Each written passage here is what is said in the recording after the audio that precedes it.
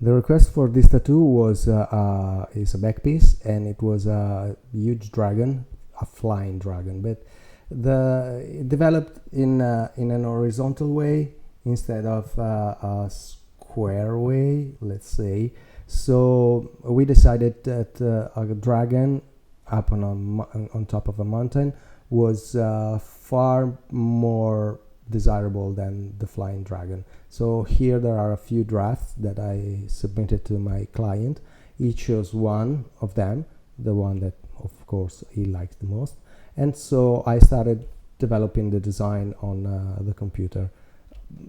I started on paper, but I realized that it was a lot easier for me to develop the design on the computer, because so I had the chance to change everything that I wanted, when I wanted, how I wanted, and also about the colors. And here you can see I used Napoleon as a model for the knight.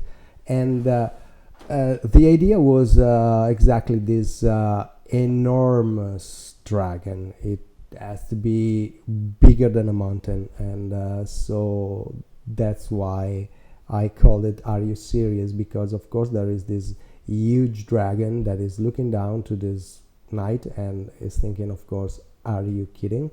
What do you think you can do with that toothpick against me?" Anyway, it has to be on this mountain, and I also thought about the clouds just a little bit below the top of the mountain, so you have an idea of the dimension of how big it is, this dragon.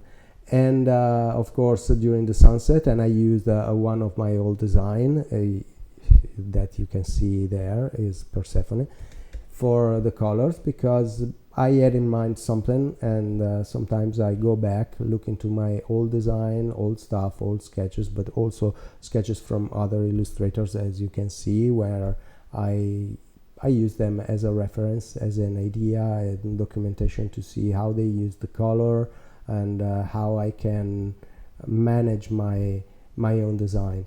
And who knows me knows perfectly that I don't like the tattoos that fade in nothing. I prefer to have a sort of frame around the tattoo, no matter if it is a back piece or a full sleeve.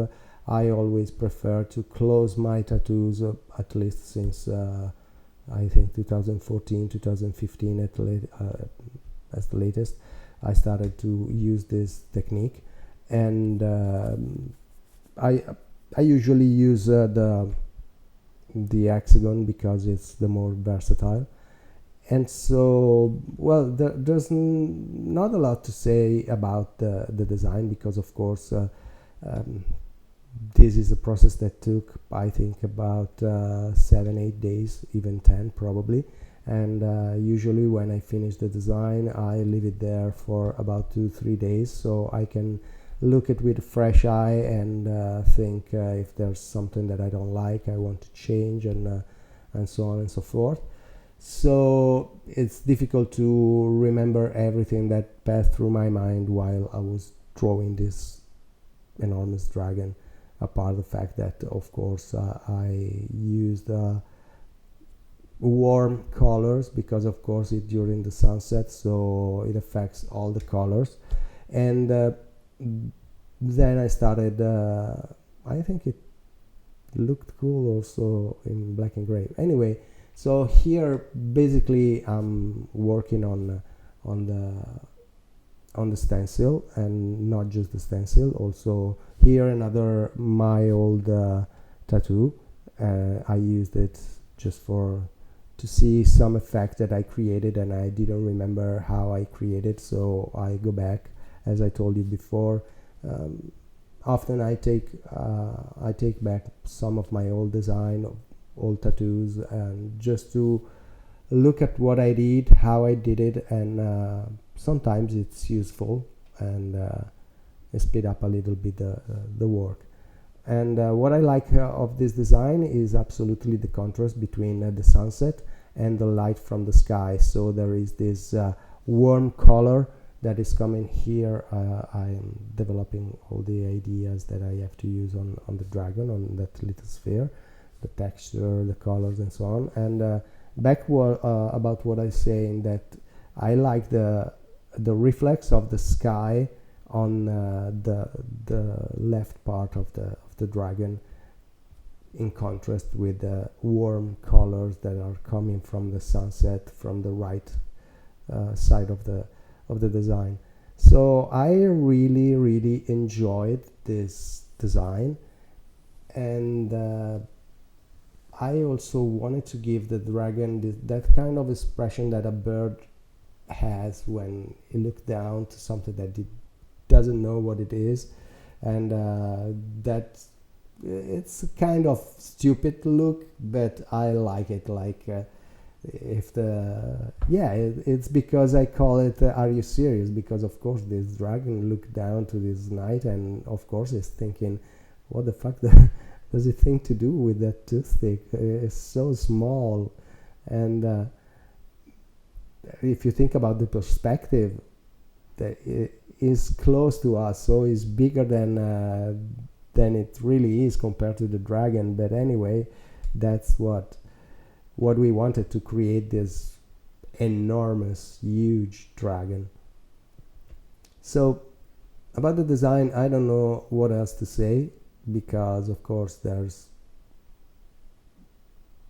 not much to say, because of course it took so much time, and it will be quite boring if I had to describe all the things that I did in 8 or 9 days of work, maybe even 10.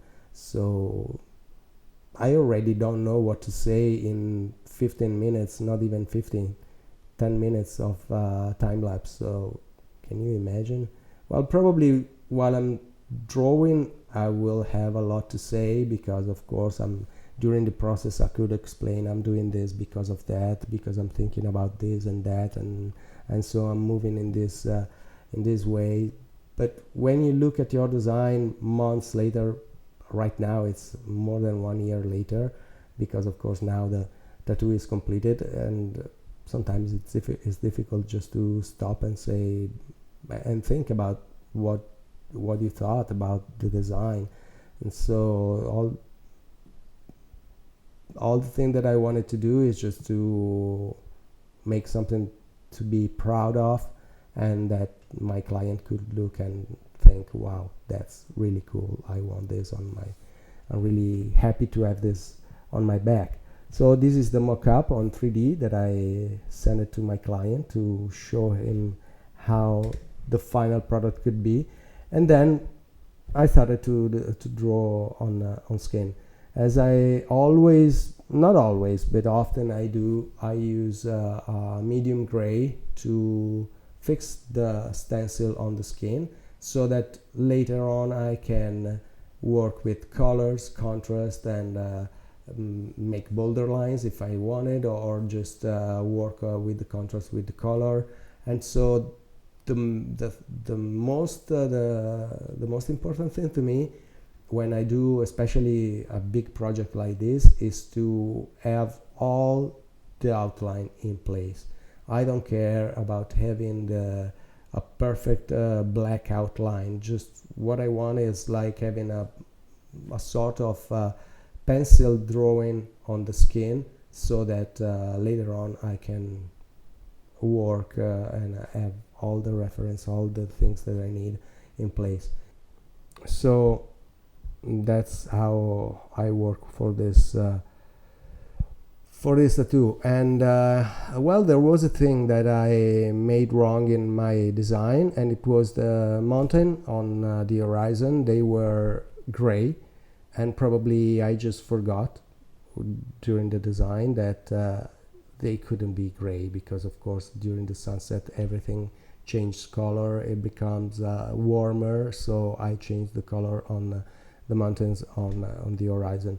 And I started making all the background, working on all the background, and I realized that this guy has a tone of skin that is quite yellowish, so the contrast wasn't so great as I thought and as I wanted. And also all the colors were a little bit flattened out by this yellowish tone of skin, especially with the natural light. But it's something that happens just in pictures and videos, and if you see the work in real life, it's a completely different situation. But I'm not a great photographer. I know I should learn better because, of course, I live by the images that I took of my work. But well, I did some study, but I'm not still so great with cameras and taking pictures. Probably I should take pictures with the medical lamp that I use to work, because usually it gives to to the colors of my tattoos a better justice. So here you can see I'm working on those mountains that I told you they were gray, but of course they couldn't be gray, so I changed the color with warmer colors, and yeah, that's all. It's hard to explain what I'm doing, why I'm doing what I'm doing, because of course it's a long process, it's a slow process, and when you speed it up and try to walk your audience through the process, it's hard to remember what you did and why you did it.